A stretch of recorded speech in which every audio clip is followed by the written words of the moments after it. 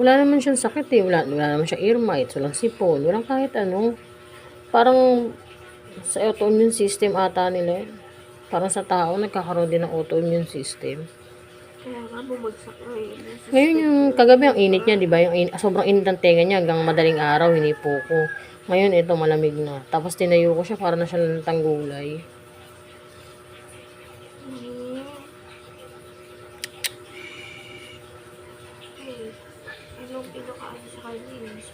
Wala nga tayong pera eh.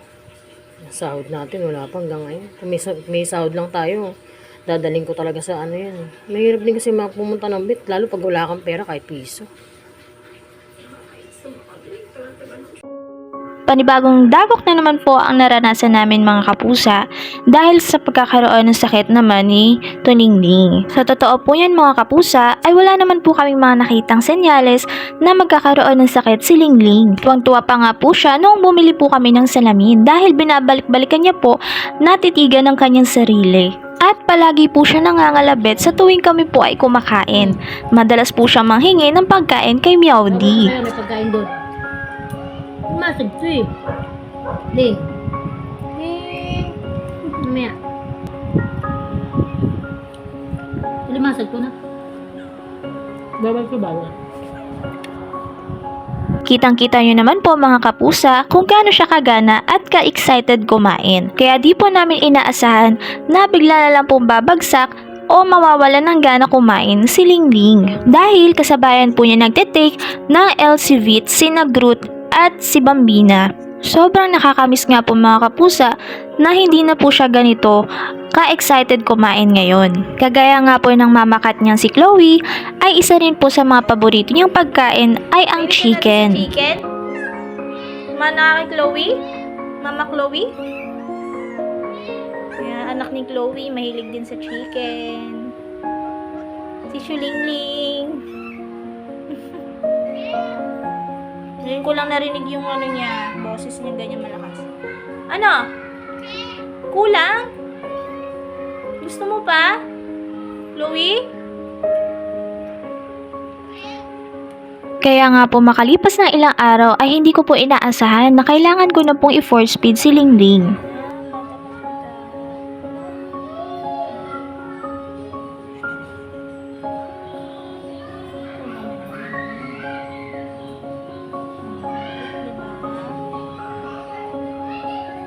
Nakitaan ko naman po siya ng progress at tumitikim-tikim na po siya ng pagkain that time. Kaya kahit papaano po ay nabawasan ang worries ko. Isa nga po sa mga pinakamalaking problema ng mga fur parents kapag hindi po nagsisikain ng ating mga alaga. Dahil another gastos na naman po sa pagpapabit at sa mga gamot nila. At isa nga rin po sa mga pinoproblema ko kay Lingling ay mahirap po siyang bigyan ng oral medication.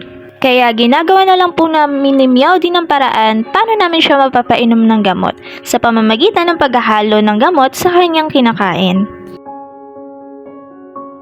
Medyo naging okay naman po si Lingling at naging malambing po siya ulit. Salamat sa kanyang mama Chloe na palagi po nandiyan sa tabi niya, na binibigyan siya ng warm and comfort kahit minsan po ay inaaway niya rin po ang kanyang anak.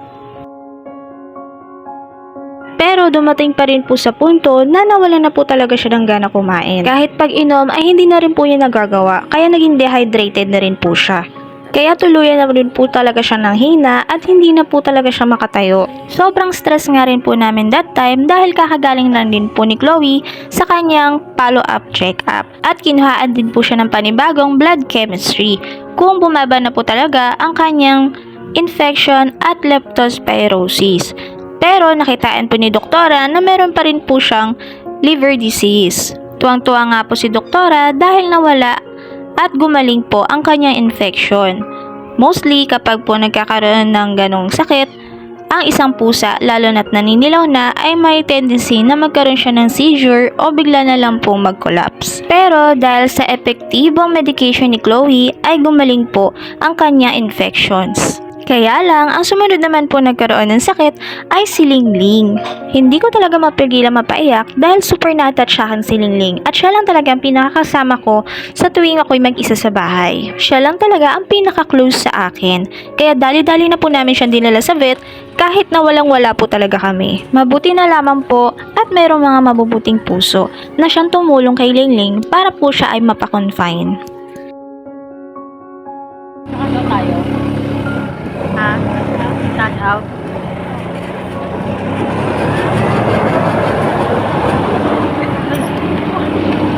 Parang lumilipad yung utak ko.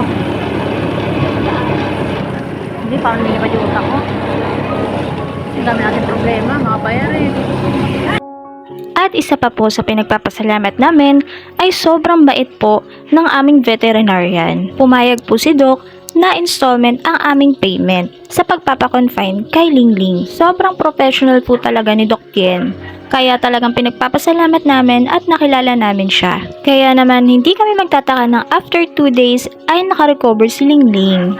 Kaya naman sobrang nabunutan po kami ng tinik nang makita namin naging okay na siya at nakakatayo.